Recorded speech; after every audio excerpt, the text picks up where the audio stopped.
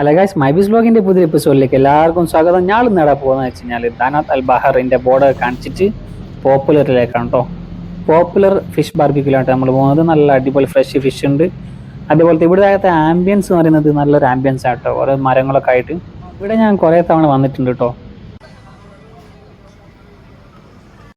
ഞാൻ ഓർഡർ ആക്കിയത് സീബാസും ചെറിയ കേട്ടോ. അങ്ങനെ സാധനങ്ങളൊക്കെ വന്ന് നല്ല അടിപൊളി യെല്ലോ റൈസാണ്. അങ്ങനെ മെല്ലെ ഫുഡ് അടി തുടങ്ങി.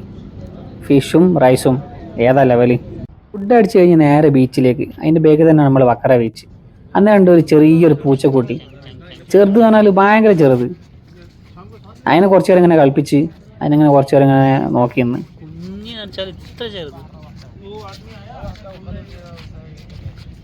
ചേനെ കുറച്ച് നേരം കളിപ്പിച്ച് അത് നോക്കുമ്പോൾ കുൽഫീൻ്റെ ഒരു പീടിയ.